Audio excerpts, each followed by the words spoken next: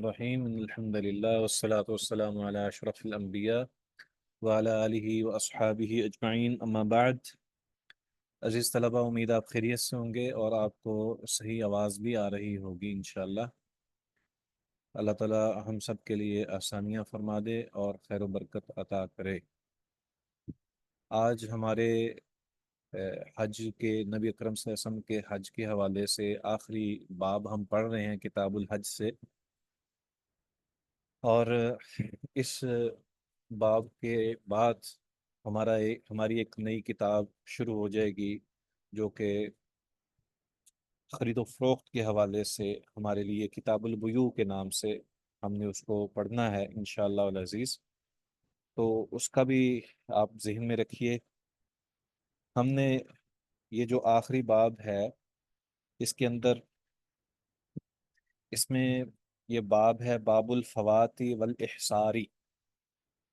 حج سے رہ جانے اور حج سے روکے جانے کا بیان، یعنی حج کے فوت ہو جانے اور حج سے روکے جانے کا بیان۔ اگر کوئی انسان حج کے لیے نیت کر لے اور پھر اس کے بعد وہ حج کی ادائیگی کے لیے پہنچ نہ پائے، ایک تو یہ ہے کہ نیت انسان کی ویسے ہی ہوتی ہے، ہر انسان یہ خواہش رکھتا ہے کہ میں جاؤں گا، لیکن ایک وہ کہ جب اس نے احرام وغیرہ باندھ لیا ہے، میقات سے گزر رہا ہے اور اس نے تلبیہ پکارا ہے، تو یہ نیت ہے جو کہ حج کی نیت ہے، اور اس نیت میں الفاظ کی ادائیگی بھی لازم ہے۔ کچھ نیتیں ایسی ہیں جن کا جب تک آپ اس کا اظہار نہیں کرتے تب تک وہ نیت تک ہی بات جو ہے وہ قابل قبول نہیں ہوتی۔ جیسے حج کے موقع پر، میقات کے موقع پہ احرام باندھتے ہوئے، احرام باندھنے کے بعد وہاں سے نکلنے کے لیے جب آپ نکلیں تو ارادہ کریں، تو اس وقت آپ نے حج کی یا عمرے کی نیت کرنی ہے، یا دونوں کی نیت کرنی ہے۔ اس کے علاوہ نکاح کے موقع پر آپ کی زبان سے، مرد کی زبان سے جو الفاظ کا اظہار ہے وہ ضروری ہے، صرف نیت کرنے پر ہی اکتفا نہیں ہے۔ البتہ جب خاتون سے پوچھا جاتا ہے تو وہ اگر خاموشی بھی اختیار کر لے تو کوئی حرج نہیں ہوتا۔ اسی طرح جب ہم کوئی چیز ذبح کرتے ہیں تو اس میں بسم اللہ اللہ اکبر کا اظہار کرنا، یہ واضح طور پر بلند آواز سے پکارنا، یہ بھی واضح ہے۔ اسی طرح جب انسان طواف کرتے ہوئے حجر اسود کے سامنے سے گزرتا ہے تو اس موقع پر تکبیر بلند کرتا ہے کہ میں طواف کی نیت کر رہا ہوں یا طواف شروع کر رہا ہوں، تو اس موقع پر بھی اس کا اظہار کرنا لازم ہے۔ تو چند ایک ایسی باتیں ہیں کہ جن کا اظہار کرنا جو ہے وہ ضروری ہو جاتا ہے، اور بعض چیزیں وہ ہیں کہ جن کا اگر اظہار کر دیا جائے، زبان سے ادا کر دیا جائے، تو پھر وہ لازمی طور پر، حتمی طور پر اس اثر انداز ہو جاتی ہے وہ نیت، اور اس کا اظہار جو ہے وہ ہر صورت میں نافذ ہو جاتا ہے۔ جیسے نبی اکرم صلی اللہ علیہ وسلم کا فرمان ہے، سلاسن جدہن جد وحزلہن جد، کہ تین کام ایسے ہیں کہ جن کا اظہار کرنا، یہ حتمی طور پر کوئی اگر ذکر کرے تو وہ اسی طرح نفاذ ہوگا، اور جو مذاق مذاق میں بھی اگر اس نے ذکر کر دیا تو وہ بھی قبول کر لیا جائے گا، یعنی اس کا نفاذ ہو جائے گا۔ النکاح و طلاق و رجعت، نکاح، طلاق اور رجوع کرنا۔ اور اسی طرح ایک اور موقع پر، ایک اور روایت میں اس بات کا ذکر ہے کہ جو غلام کو آزاد کرتے ہوئے کوئی انسان کہہ دے کہ جا میں نے تجھے آزاد کر دیا، العتق، تو وہ بھی نافذ ہو جائے گا۔ چلیں ہم اپنے باب کی طرف آتے ہیں کہ اگر کوئی شخص اپنی نیت کر لیتا ہے میقات سے، پھر اس کے بعد وہ نہیں جا پاتا تو اس کا کیا حکم ہے؟ جی، حدیث آپ میں سے کوئی پڑھے گا؟ جی میں پڑھتی ہوں۔ وعن ابن عباس رضی اللہ عنہما قال قد أحسر رسول الله صلى الله عليه وسلم فحلق رأسه وجمع نسله ونحر هديه حتى اعتمر عاما قابلا رواه البخاری. جی، سیدنا عبداللہ بن عباس رضی اللہ تعالی عنہما سے روایت ہے، وہ بیان کرتے ہیں کہ قد احصر رسول اللہ صلی اللہ علیہ وسلم، تحقیق روک دیے گئے رسول اللہ صلی اللہ علیہ وسلم۔ کب روک دیے گئے؟ جب صلح حدیبیہ ہوئی ہے۔ فحلق رأسہ، تو آپ نے اپنے سر کو منڈوا لیا، وجامع نساءہ، اور پھر اس کے بعد اپنی عام زندگی میں آپ پلٹ آئے اور اپنی خواتین سے، اپنی بیویوں سے مباشرت بھی کرنا ان کے لیے جائز ہو گیا۔ ونحر ہدیہ، اور آپ نے اس موقع پر اپنی قربانی کو ذبح بھی کر دیا، نہر کر دیا۔ حتی اعتمر عاما قابلا، یہاں تک کہ آپ نے عمرہ کیا اگلے سال۔ رواہ البخاری۔ تو یہ جو حتی اعتمر عاما قابلا ہے، اس کا مطلب یہ ہے کہ آئندہ سال اس کے لیے جو شخص اس طرح اپنی نیت کر کے نکلتا ہے تو پھر اس کے بعد وہ روک دیا جاتا ہے، تو اس کے لیے لازم ہے کہ وہ آئندہ سال عمرہ کرے گا، ٹھیک ہے۔ اور جمہور کا یہی موقف ہے۔ امام ابو حنیفہ نے کہا ہے کہ جو ہے وہ اگر یہاں پہ اس بار جمہور کا موقف یہی ہے کہ نبی اکرم صلی اللہ علیہ وآلہ وسلم نے جو قربانی تھی جہاں پر آپ کو روک دیا گیا وہیں پہ آپ نے ذبح کر دی۔ تو امام ابو حنیفہ رحمہ اللہ کا جو موقف ہے، ان کا موقف یہ ہے کہ قربانی صرف حرم میں ہی ذبح کی جائے گی، اس سے پہلے ذبح نہیں کی جائے گی، یا جہاں پہ روکا ہے وہاں نہیں ذبح کی جائے گی بلکہ حرم میں ہی ذبح کی جائے گی۔ تو نبی اکرم صلی اللہ علیہ وآلہ وسلم نے دونوں کام ہی کیے ہیں۔ آپ صلی اللہ علیہ وسلم نے کچھ جانور جو ہیں وہ حرم میں بھیج دیے تھے، وہاں پہ جا کے ذبح ہوئے، اور کچھ جو ہیں وہ آپ نے وہیں پر ہی ذبح کر دیا، اور صحابہ کو بھی کہہ دیا کہ آپ یہاں پر ہی ذبح کر لو۔ تو اس میں توسع ہے کہ اگر قربانی ساتھ لے کر جا رہے ہیں تو اس موقع پر جہاں پر روک دیے گئے وہیں پہ قربانی ذبح کر دی جائے اور اس کو تقسیم کر دیا جائے۔ اور جو حرم کے اندر، امام ابو حنیفہ رحمہ اللہ کا موقف اس بنا پر اس کو وہ لازم کہتے ہیں، کیونکہ جو قربانی کا جانور ہے وہ حج یا عمرے کے لیے جو بھی آپ کرتے ہیں تو وہ حدود حرم کے اندر ہی کی جا سکتی ہے۔ حج کے موقع پر کوئی بھی شخص جب یہاں سے جاتا ہے تو وہ حدود حرم کے اندر ہی اس کی قربانی کی جا سکتی ہے۔ یہ نہیں ہے کہ حج کی جو قربانی ہے وہ کوئی انسان کہیں مکہ سے باہر ہی کہیں کر لے، تو یہ بات درست نہیں ہے۔ اسی لیے امام ابو حنیفہ رحمہ اللہ نے اس کو سامنے رکھتے ہوئے یہاں پہ اس بات کا فتویٰ دیا ہے کہ حج کی جو قربانی ہے وہ مکہ کے اندر یعنی حدود حرم کے اندر ہی کی جائے گی۔ تو بہرحال دیگر جو وضاحت ہے ہمارے سامنے، نبی اکرم صلی اللہ علیہ وسلم کا صلح حدیبیہ کے موقع پر اپنی قربانیوں کو حدیبیہ کے مقام پر ذبح کرنا، یہ اس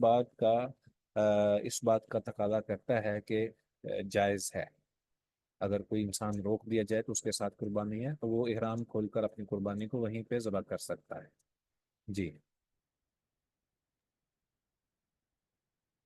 وعن عائشة رضي الله عنهما قالت دخل النبي صلى الله عليه وسلم على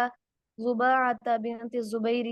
بن عبد المطلب فقالت يا رسول الله صلى الله عليه وسلم إني أريد الحج وأنا شاكية. فقال النبي صلى الله عليه وسلم حجي واشترطي أن محلي حيث حيث حبستني. متفق عليه. ہاں جی، سیدہ عائشہ رضی اللہ تعالیٰ عنہ کی یہ روایت ہے کہ نبی اکرم صلی اللہ علیہ وسلم نے سیدہ زباع بنت زبیر رضی اللہ تعالیٰ عنہ کے پاس تشریف لے گئے۔ یہ نبی صلی اللہ علیہ وآلہ وسلم کے چچا زبیر کی بیٹی ہیں،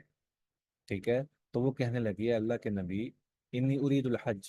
میں حج کی نیت کر چکی ہوں، وہ انا شاکیتن، اور میں بیمار ہو گئی ہوں۔ فقال نبی صلی اللہ علیہ وسلم، یہ بیماری جو ہے وہ عورتوں کی بیماری کا اظہار ہے۔ تو فقال نبی صلی اللہ علیہ وسلم، رسول اللہ صلی اللہ علیہ وسلم نے فرمایا حجی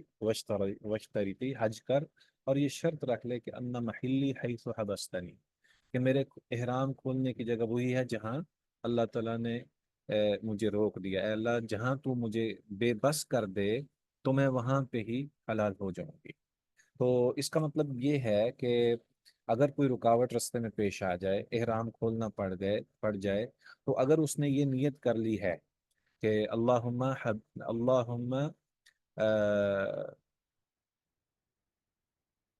اس کی باقاعدہ جو شرط ہے وہ الفاظ جو ہیں وہ یہ ہے،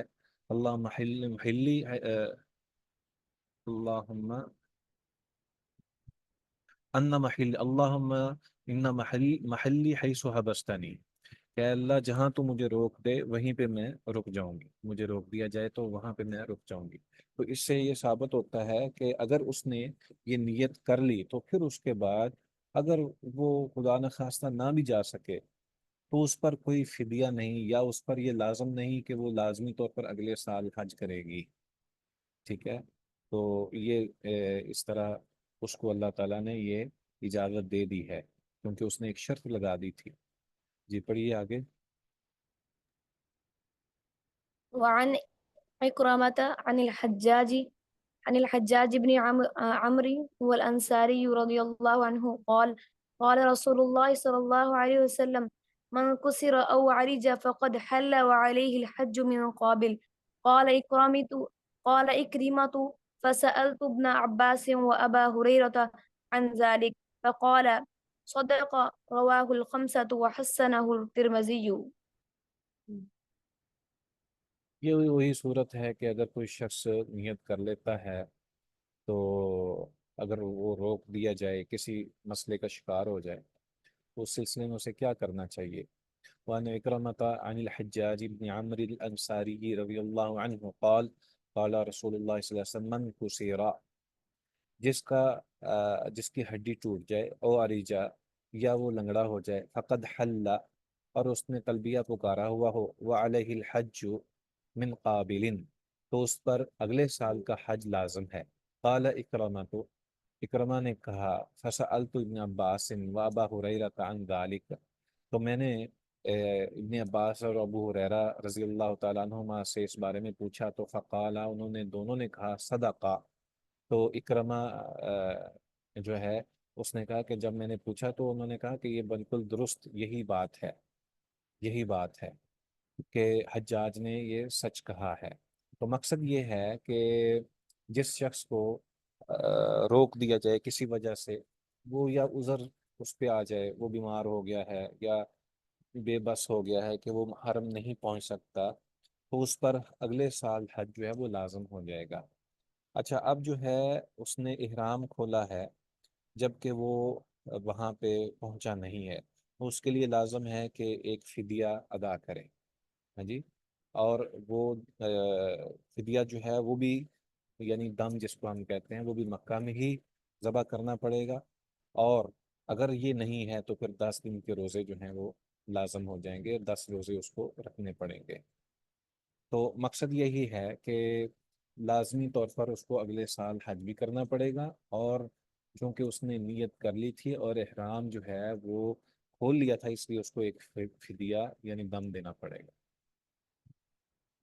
جی آگے ہماری کتاب شروع ہو رہی ہے، کتاب البیوع۔ اس میں بہت ساری اشیاء ہیں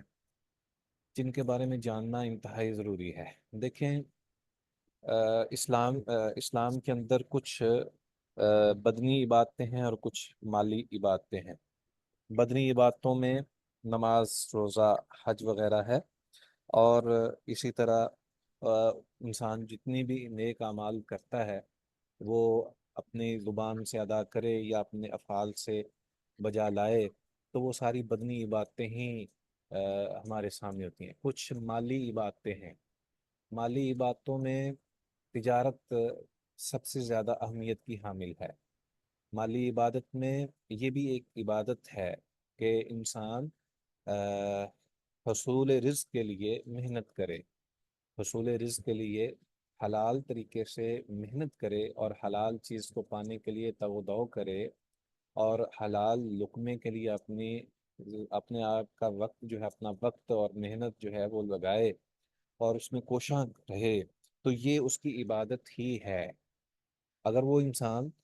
حرام کا ارتکاب کرتا ہے تو پھر ظاہر بات ہے کہ وہ اس کی عبادت نہ رہی۔ اب اب حلال چیز ہو اور اس کو ہم جب عبادت کہہ دیتے ہیں تو عبادت کا باقاعدہ طور پر حکم ہے، عبادت کا طریقہ ہے، عبادت کا اسلوب ہے، اور یہ ایسا نہیں ہے کہ آپ بغیر کسی انداز سے ہی آپ یوں کہیں کہ میں سنت کے بغیر یا حکم کے بغیر ہی کوئی عبادت کر رہا ہوں، تو ہمارے لیے یہ سب سے بہترین یہ اللہ تعالیٰ کی طرف سے انعام ہے کہ اللہ تعالیٰ نے ہماری مالی عبادتوں کو قبول کرنے کے لیے ہمیں کچھ قواعد و ضوابط براہ راست جو ہیں نبی صلی اللہ علیہ وسلم کے ذریعے بیان فرما دیے ہیں۔ اگرچہ قرآن مجید کے اندر بھی بہت ساری ایسی چیزیں، اشیاء موجود ہیں جن کو ہم واضح طور پر سمجھ سکتے ہیں کہ ان کا تعلق تجارت کے ساتھ ہے، لین دین کے ساتھ ہے، جیسا کہ سود کی ممانعت ہے، جوئے کی ممانعت ہے، اور ان کے نجس ہونے کے واضح دلائل موجود ہیں۔ اسی طرح کچھ ایسی اشیاء کا ذکر کر دیا گیا ہے جن کی خرید و فروخت حرام ہے، جیسے کہ سور کے بارے میں پلیتی کا حکم ہے، اور اسی طرح ان اشیاء جو کہ انسان کے لیے، جو اللہ تبارک و تعالیٰ نے انسان کے اوپر حرام قرار دیا ہے، ان کو، ان کا خریدنا اور ان کا بیچنا، وہ بھی حرمت کا یہ واضح اصول قرآن و حدیث میں موجود ہے۔ اسی طرح جیسا کہ قرآن نے واضح کیا ہے کہ جیسے میں نے ابھی آپ کے سامنے سود اور جوے کا ذکر کیا ہے یا کچھ پلید چیزوں کا ذکر کیا، اسی طرح قرآن مجید میں لین دین کے حوالے سے قرض کی بھی باقاعدہ جو ہے وہ تنبیہات فرمائی ہیں، اور اس کو لکھنے کے حوالے سے یہ ذکر کیا ہے۔ اسی طرح جس آیت میں قرض کے حوالے سے، یہ سورہ بقرہ کی سب سے بڑی آیت ہے، بلکہ قرآن مجید کی سب سے بڑی آیت ہے جو قرض کے حوالے سے ہے، اور سورہ بقرہ کے آخر میں اس کا ذکر ہے۔ اس کے اندر نہ صرف اس بات کا ذکر ہے کہ قرض لینا دینا جائز ہے، بلکہ اس کے ساتھ ساتھ یہ بھی احکام باقاعدہ اسی آیت میں موجود ہیں، اس کو لکھ لینا اور انصاف کرنا اور اس کے مطابق فیصلے کرنا، یہ بھی اسی آیت کے اندر موجود ہے۔ گویا کہ لین دین کے کچھ احکام جو ہیں وہ قرآن مجید کے اندر مذکور ہیں، ہمیں ان کے اوپر بھی توجہ دینی چاہیے، جبکہ نبی اکرم صلی اللہ علیہ وآلہ وسلم کی سنت سے ہمیں بہت ساری اشیاء میسر ہیں، بہت سارے فرامین آپ کے ہمارے لیے جو ہے وہ شریعت کا حکم جو ہے وہ ہمارے لیے واضح اور واضح ہے، اور اس میں جو چند ایک چیزیں جو ہیں جن کو ہم بنیادی اصول کہہ سکتے ہیں، ان کے حوالے سے میں آپ کے سامنے چند ایک چیزیں جو ہیں وہ ذکر کر دیتا ہوں۔ سب سے پہلی بات تو یہ کہ اللہ تعالیٰ کا جو فرمان ہے، احل اللہ البیع وحرم الربا، اللہ نے خرید و فروخت کو حلال قرار دیا ہے اور سود کو حرام قرار دیا ہے۔ تو ہر وہ چیز جو کہ سود کی صورت میں، شکل میں، یا سود کے شائبے کے ساتھ ہمارے پاس آئے گی، وہ حرام ہوگی، اور جو چیز خرید و فروخت کے ضمن میں ہمارے پاس آئے گی وہ حلال ہے۔ اب اس خرید و فروخت کے اندر بھی کچھ قواعد و ضوابط ہیں جو کہ احادیث کی صورت میں ہمارے سامنے، اور اس میں بنیادی بات یہ ہے کہ ہر وہ شے جو کہ حلال ہے اس کی خرید و فروخت حلال ہے، اور جس کو شریعت نے حرام قرار دیا ہے کسی اعتبار سے، جس اعتبار سے ہم اس کو خریدیں گے وہ اسی اعتبار سے حرام قرار دی جائے گی۔ جیسا کہ شراب ہے، تو اگر کوئی شخص شراب خریدتا ہے تو وہ اس کا خریدنا اور بیچنا یہ بھی حرام ہو گیا، ٹھیک ہے۔ اسی طرح یہ بھی واضح رہے کہ اگر کوئی شخص مثلاً خچر وغیرہ خریدتا ہے، تو چونکہ اس کا کھانا پینا حرام ہے، لیکن چونکہ اس کو سواری کے لیے بیچنا یا خریدنا جائز ہے، لیکن اگر کسی کو یہ پتہ چل جائے کہ یہ اس کے ساتھ یہ کھانے پینے کے ساتھ استعمال ہوگا، تو وہ ظاہر بات ہے کہ اس کی حرمت ہو جائے گی۔ اسی طرح وہ لوگ جو انگور سے، کھجور سے یا دیگر اشیاء سے شراب بنانے والے ہیں، یہ سارے پھل وغیرہ یہ حلال ہیں، جائز ہیں، بلکہ یہ طیب ہیں، لیکن جب کسی شخص کو یہ پتہ چل جائے کہ اس کے ساتھ جو ہے وہ شراب کشید کی جائے گی، تو ان کا بیچنا اور ان کا خریدنا یہ دونوں حرام ہو جائے گا۔ اسی طرح ایک اور چیز بھی ہے، ہر وہ خرید و فروخت کی شے جس میں دھوکہ دیا جائے، وہ بے شک خریدار دھوکہ دے، وہ بے شک بیچنے والا جو ہے وہ دھوکہ دے،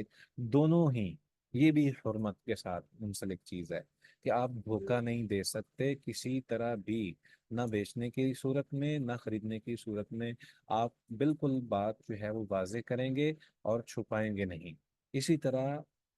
یہ بات بھی ہمارے ذہن نشین رہنی چاہیے کہ جس چیز کی خرید و فروخت کی جا رہی ہے اس کا وجود بھی ہو۔ ایسا نہیں کہ ایسی اشیاء جو کہ جن کا وجود ہی نہیں ہے، جن کا وجود ہی نہیں ہے، وہ انسان کہے کہ میں نے بیچا اور وہ کہے کہ میں نے خریدا۔ جیسے کہ کوئی انسان یہ کہتا ہے کہ میں اگلے سال جو ہے وہ میں یہ چیز میرے پاس آ جائے گی تو میں آپ کو بیچ دوں گا، یا میری زمین پر اگلے سال کی جو فصل ہے وہ فصل میں آج تجھے بیچتا ہوں۔ تو یہ دونوں چیزیں جو ہیں یہ چونکہ اس کا وجود ہی نہیں ہے، ابھی فصل ہوئی نہیں، ابھی فصل جو ہے وہ اس کی ابتدا بھی نہیں ہے، اور اس کا تو وہ کیسے اس کو جو ہے وہ آپ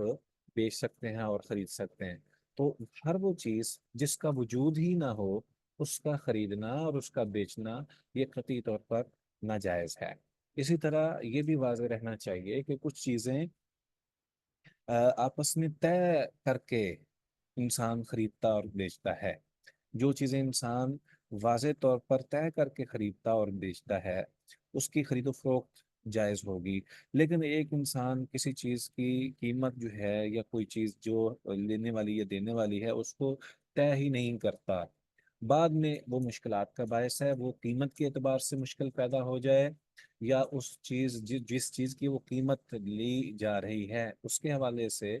وہ کوئی ایسا شک گزر جائے، تو ایسی چیزوں کے بارے میں واضح کر دینا یہ بھی ضروری ہے۔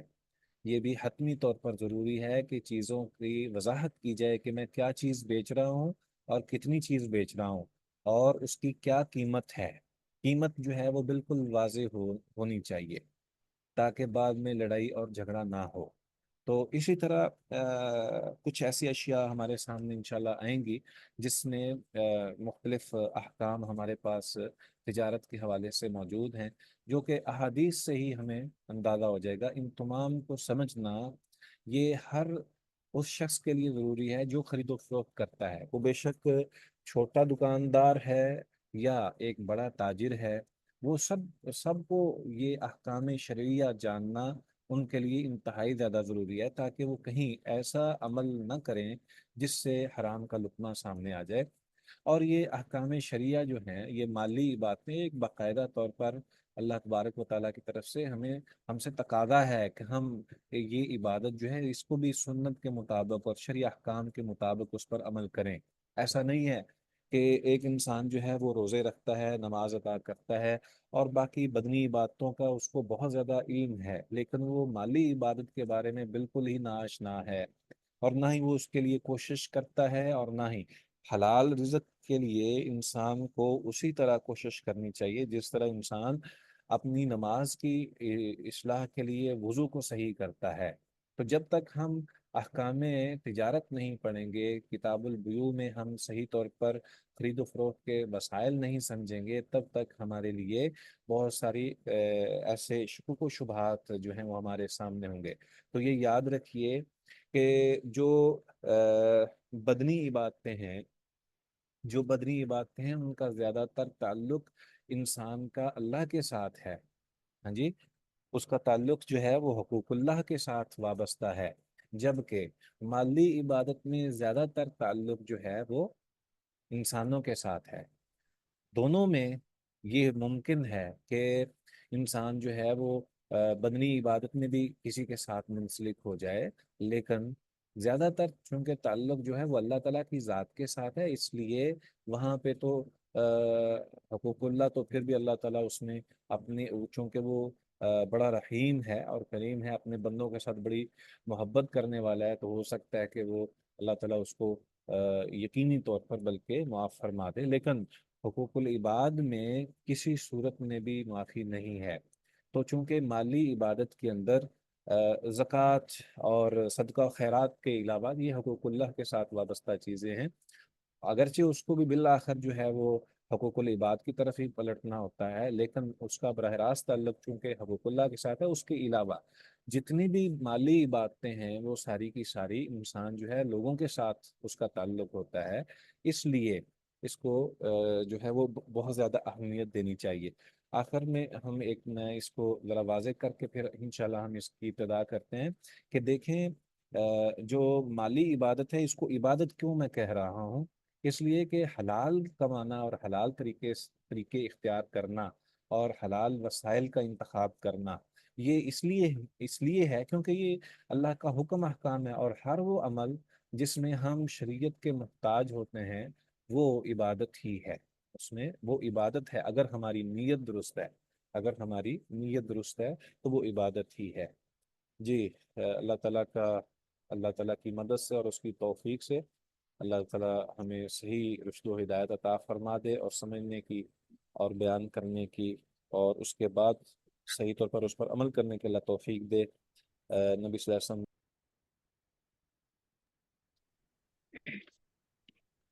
باب شروطه وما نهي عنه منه.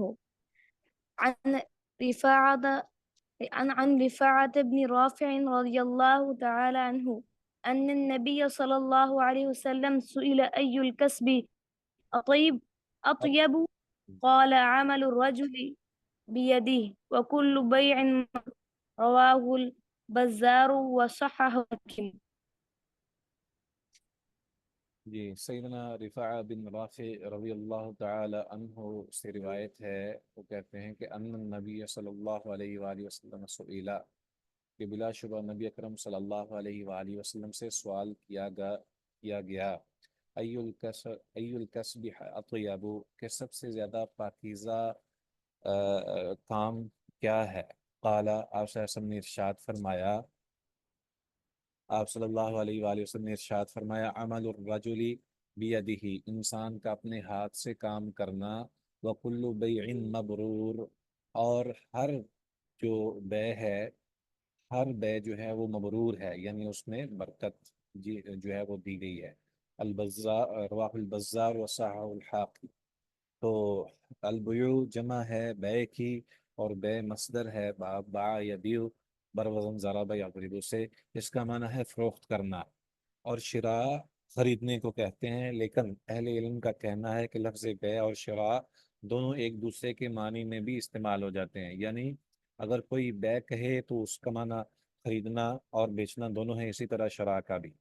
تو بے کی تعریف امام ابن قدامہ رحمہ اللہ نے ان الفاظ میں کی ہے کہ ایک مال دوسرے کی ملکیت میں دیتے ہوئے اور اس کا مال اپنی ملکیت بناتے ہوئے باہم تبادلہ کرنا۔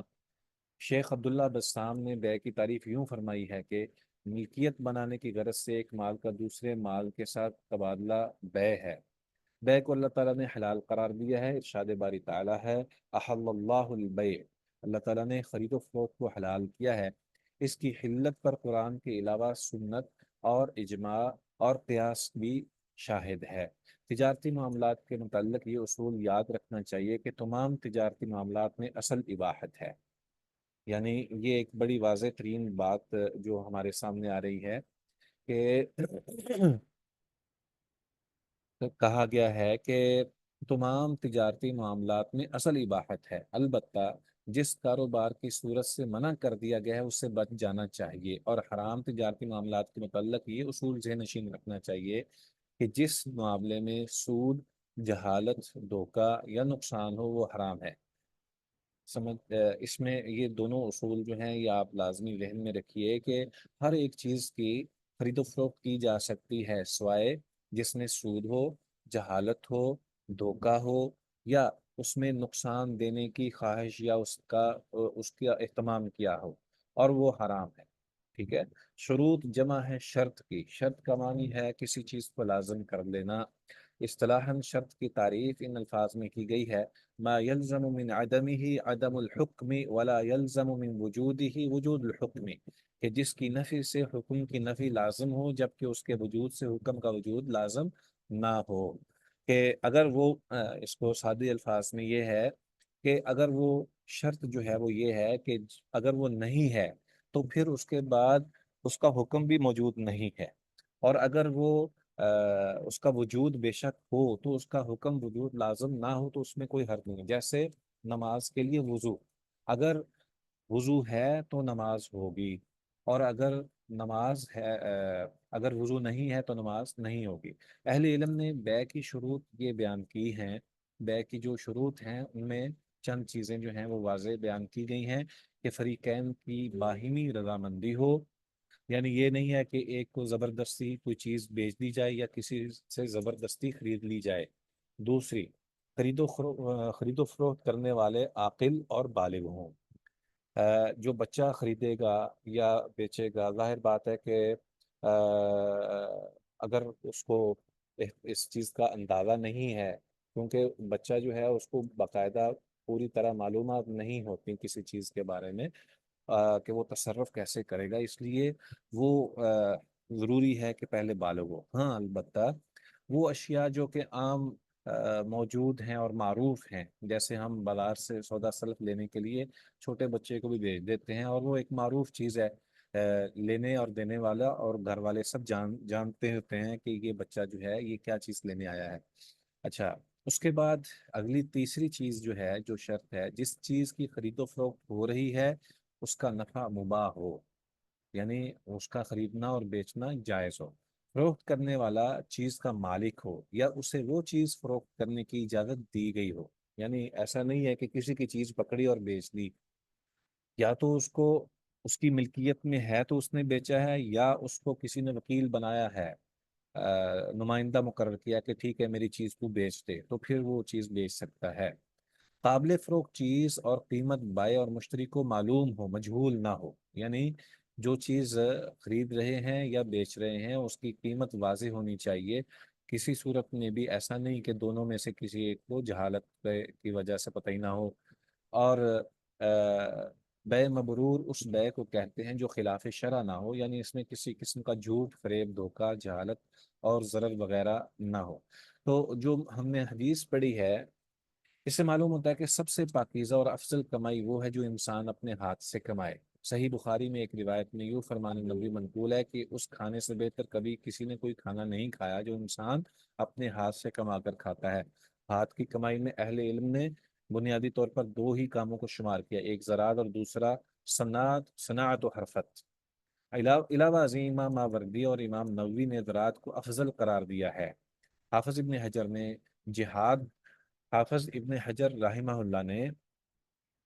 جہاد کے ذریعے کفار سے مال چھین کر کھانے کے عمل کو افضل قرار دیا ہے، اور فرمایا کہ اس میں اعلاء کلمت اللہ بھی ہے اور نبی کریم صلی اللہ علیہ وسلم کا اسوہ بھی۔ البتہ شیخ عبد الرحمن سعدی رحمہ اللہ نے کہا ہے کہ افضل دنیاوی ذریعہ معاش کے متعلق اختلاف تو ہے، لیکن احسن قول یہ ہے کہ ہاتھ کے کاموں میں سے جو کام بھی کسی آدمی کی حالت کے زیادہ مناسب ہے وہی اس کے حق میں افضل ہے۔ ٹھیک ہے جی، یعنی جو شخص اپنے اپنی محنت سے بہت زیادہ کوشش کرتے ہوئے جو کام کر سکتا ہے، اس میں محنت کرتے ہوئے اگر کوئی اپنے لیے چیز حلال کرتا ہے، یعنی خریدتا ہے یا بیچتا ہے، تو یہ سب سے افضل ہے۔ جی پڑھیے۔ وعن جابر بن عبد الله رضي الله تعالى عنهما أنه سمع رسول الله صلى الله عليه وسلم يقول عام الفتح وهو بمكة إن الله ورسوله حرم بالخمر والميتة والخنزير والأصنام. فقيل يا رسول الله صلى الله عليه وسلم أرأيت شحوم الميتة فإنها تطلى بها السفن ويدهن بها الجلود ويستصبح بها الناس. فقال لا هو حرام. ثم قال رسول الله صلى الله عليه وسلم عند ذلك قاتل الله اليهود إن الله لما حرم عليهم شحومها جملوه ثم باعوه فأكلوه ثمنه. متفق عليه. دیکھیے یہ جو حدیث ہے یہ شبہ سے انسان کو نکالنے کے حوالے سے بنیادی اہمیت کی حامل حدیث ہے۔ یعنی انسان کو جس جگہ پہ شبہ ہو اور ہیلے بہانے سے کوئی چیز جو ہے وہ انسان اپنے لیے حلال قرار دے رہا ہو، اس سے بچنا انتہائی زیادہ ضروری ہے۔ تو اس کا ترجمہ ہم کرتے ہیں۔ ان جابر ابن عبداللہ رضی اللہ عنہما، جابر بن عبداللہ رضی اللہ تعالیٰ عنہما سے روایت ہے، انہو سمع، کہ انہوں نے سنا رسول اللہ صلی اللہ علیہ وسلم یقولو، کہ رسول اللہ صلی اللہ علیہ وسلم فرما رہے تھے، عام الفتح، فتح مکہ کے موقع پر، وہو بھی مکہ تھا، اور وہ مکہ میں تھے، ان اللہ ورسولہ حرم بیع الخمر والمیتۃ والخنزیر والاسنام، اللہ تعالیٰ نے بلا شبہ اور اس کے رسول نے حرام قرار دے دیا ہے بیع الخمری، خرید و فروخت شراب کی ہو، والمیتتی مردار کی ہو، والخنزیری خنزیر کی ہو، والاسنامی اور بتوں کی ہو۔ فقیل یا رسول اللہ، کہا گیا ہے اللہ کے رسول، ارائیت شحوم المیتتی، آپ کا کیا خیال ہے مردار کی چربی کے حوالے سے؟ فَإِنَّهَا تُطْلَى بِهَا السُّفُنُ وَتُدْهَنُ بِهَا الْجُلُودُ، کیونکہ اس کے ذریعے کشتیوں کو جو ہے وہ کشتیوں کو لگایا جاتا ہے تاکہ وہ پانی ان پر اثر نہ کرے، نقصان نہ دے۔ وَتُدْهَنُ بِهَا الْجُلُودُ، اور چمڑوں کو اس کے ساتھ چکنا کیا جاتا ہے، یعنی ان کو روغن کر کے ان کو بھی اسی طرح کیا جاتا ہے۔ وَيَسْتَصْبِحُ بِهَا النَّاسُ، اور لوگ اس کو جلا کر روشنی حاصل کرتے ہیں۔ فقال، آپ صلی اللہ علیہ وسلم نے ارشاد فرمایا، لا، نہیں، وہ بھی حلال نہیں، ہوا حرام، یہ کام کرنا بھی حرام ہے۔ ثم قال، پھر آپ صلی اللہ علیہ وسلم نے ارشاد فرمایا، عند ذالک، اس موقع پر، قاتل اللہ الیہود، اللہ تعالیٰ یہودیوں کو قتل فرمائے۔ ان اللہ تعالی، بے شک اللہ تعالیٰ نے، لما حرم علیہم شحومہا، جب حرام کر دیا ان پر چربی کو، جملوہ ثم باعوہ فاکلوا ثمنہ، موقع پر نبی صلی اللہ علیہ وسلم نے خطبہ ارشاد فرمایا، اس کا ذکر ہے۔ تو آپ علیہ الصلوۃ والسلام نے اس موقع پر کافی احکام جو ہیں اور فیصلے امت کے لیے واضح کر دیے تھے۔ اس میں ایک بات یہ ہے کہ جس چیز کو مکمل طور پر حرام قرار دے دیا جائے، پھر اس کے بارے میں اس سے استفادہ کرنا یہ کوئی جائز عمل نہیں ہے۔ ایک بات تو یہ ثابت ہوتی ہے کہ جس چیز کو شریعت نے حرام قرار دے دیا ہے، اس کا بیچنا اور اس کا خریدنا، یہ دونوں حرام ہو گئے، جیسا کہ اس حدیث سے واضح ہے کہ نبی اکرم صلی اللہ علیہ وآلہ وسلم نے جب اس کو حرام قرار دے دیا، تو پھر اس کے بعد اس سے کسی طرح استفادہ کرنا بھی یہ جائز نہیں رکھا، کیونکہ صحابہ نے پوچھا تھا کہ چربی کو حلال کر دیں، تو آپ نے جب ایک بات کہہ دی کہ یہ حرام ہے، تو پھر اس کے بعد اس کا بیچنا اور حرام اور خریدنا، یہ دونوں ہی حرام کر دیے، اور اس کی قیمت کا استعمال کرنا بھی، حالانکہ قیمت جو ہے وہ تو ظاہر بات ہے کہ روپے پیسے کی صورت میں ہے، لیکن اس کو بھی حرام قرار دے دیا گیا، بلکہ نبی صلی اللہ علیہ وآلہ وسلم نے اس قباحت کو یہود کے ساتھ واضح کرتے ہوئے ان کے بارے میں ایک توبیخی لفظ بھی بیان کیا ہے کہ قاتل اللہ الیہود، اللہ تعالیٰ ان یہودیوں کو قتل کرے۔ اس سے یہ ثابت ہوتا ہے کہ جو لوگ ایک حرام کام میں حرام کام کے ساتھ منسلک ہیں، ان کو وہاں سے اگر کوئی فائدہ حاصل ہوتا ہے تو وہ فائدہ اختیار کرنا یا اس کو استعمال کرنا، یہ بھی ان کے لیے حرمت کا باعث ہے۔ جو لوگ سود کے کسی سسٹم کے ساتھ منسلک ہیں، جب براہ راست تو وہ کہیں گے جی میں سود کا لین دین نہیں کرتا، بے شک وہ اس سسٹم کے اندر بالکل بھی نہ ہو، لیکن ظاہر بات ہے کہ اس کے ساتھ تعلق تو ہے، تو ایسی صورتحال میں اس سے صرف تنخواہ لے کر ہی اپنے آپ کو یہ کہہ دینا کہ میں تو اپنی محنت کے ساتھ جو کماتا ہوں بس وہی لیتا ہوں، تو یہ کام حرام ہے، ٹھیک ہے؟ چونکہ یہاں پہ فَأَكَلُوا ثَمَنَهُ کا لفظ ہے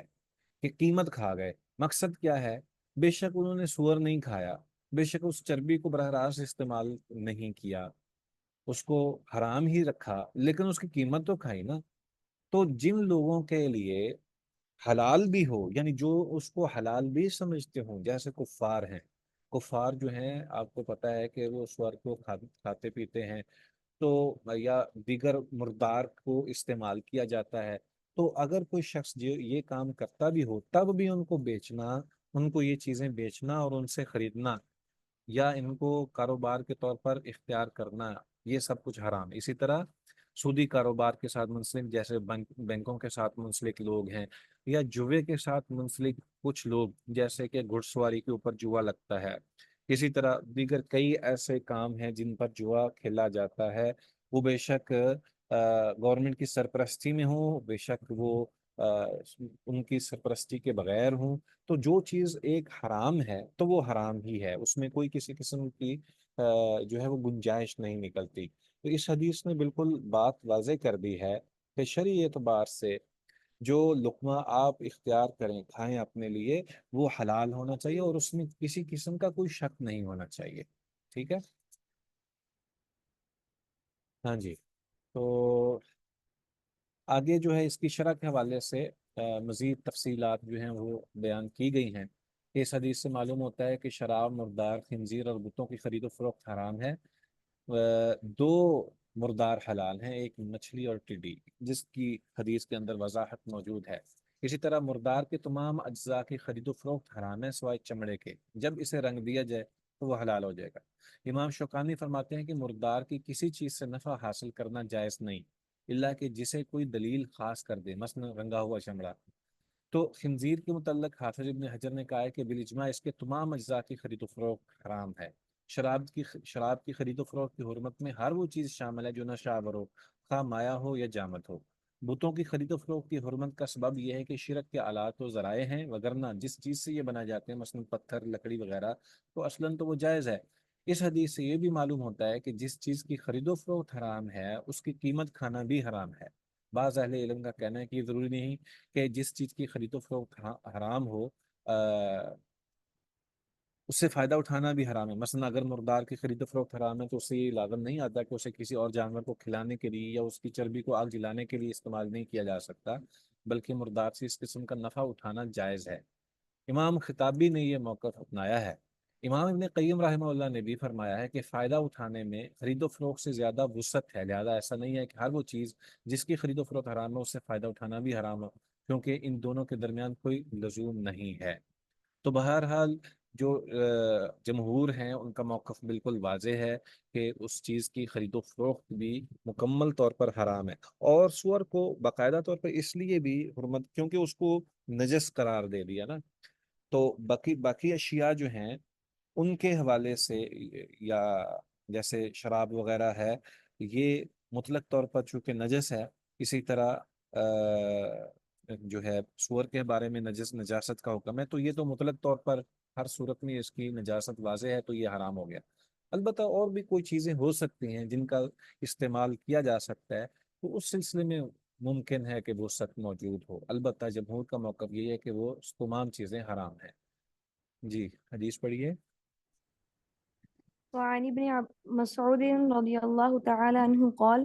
سمعت رسول الله صلى الله عليه وسلم يقول إذا اختلف المتبايعان وليس بينهما بينة فالقول ما يقول رب السلعة يت- يتتاركان رواه الخمسة وصححه الحاكم.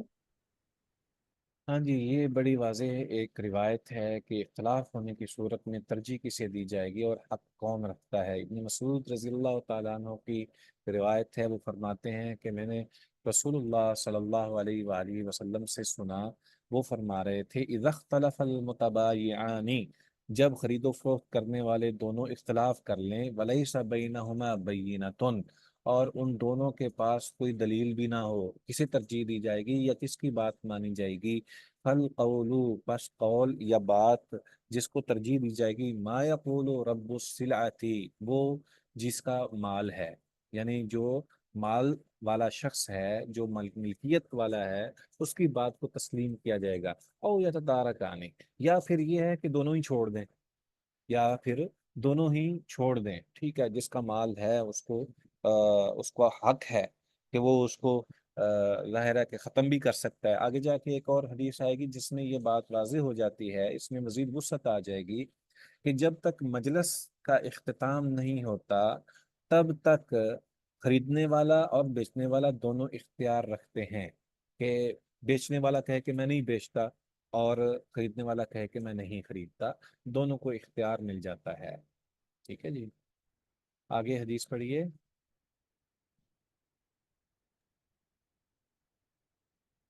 وعن و- وعن أبي مسعود الأنصاري رضي الله تعالى عنه أن رسول الله صلى الله عليه وسلم نهى عن ثمن الكلب ومهر البغي وحلوان الكاهن متفق عليه. ہاں جی، جزاک اللہ خیر۔ ابی مسعود انصاری رضی اللہ تعالی عنہ کہتے ہیں کہ ان رسول اللہ صلی اللہ علیہ وسلم، کہ بلا شبہ نبی اکرم صلی اللہ علیہ وآلہ وسلم نے نہا ان ثمن الکلبی، منع فرمایا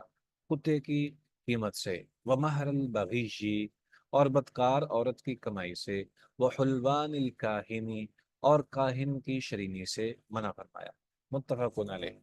کتے کی خرید و فروخت جو ہے چونکہ یہ حرام ہے، لیکن ظاہر بات ہے کہ اس کو سدھایا جاتا ہے، اس سے بہت سارے کام لیے جاتے ہیں، اور اس سے شکار بھی کیا جاتا ہے، شکار کھیلا جاتا ہے، اور بہت سارے لوگ جو ہیں وہ اس کے ذریعے یعنی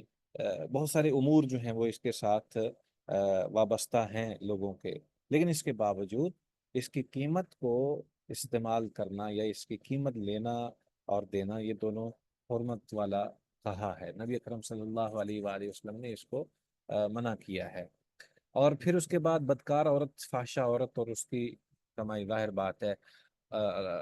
المہر البغی، وہ اجرت وہ اجرت اور کمائی ہے جو بدکار عورت کو بدکاری کی عوض حاصل ہوتی ہے۔ اسی طرح کاہن کی کہانت کی وجہ سے، جو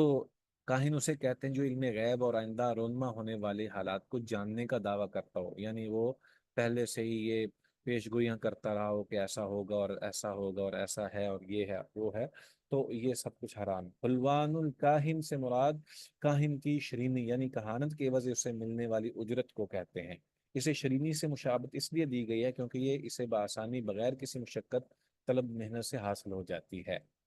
تو اس سے یہ ثابت ہوتا ہے کہ کتے کی قیمت، بدکار عورت کی بدکاری کی قیمت اور کاہن کی کمائی، یہ سب حرام ہے۔ بعض اہل علم نے شکاری کتے کی قیمت کو جائز قرار دیا ہے، جیسا کہ حدیث جابر سے مروی ہے کہ رسول اللہ صلی اللہ علیہ وسلم نے شکاری کتے کے علاوہ ہر کتے کی قیمت سے منع فرمایا ہے۔ تو یہ تھوڑی سی وضاحت سامنے آ جانے کے بعد یہ اللہ تبارک و تعالیٰ نے کچھ آسانی فرما دی ہے، ورنہ کتے کو پالنا اور بغیر مقصد کے یہ بھی حرمت والا معاملہ ہے اور یہ جائز نہیں ہے۔ اس پہ انشاءاللہ پھر بعد میں بات کر سکیں گے انشاءاللہ۔ آج ہمارا سبق یہیں تک ہے۔ اگر کوئی سوال وغیرہ ہے تو آپ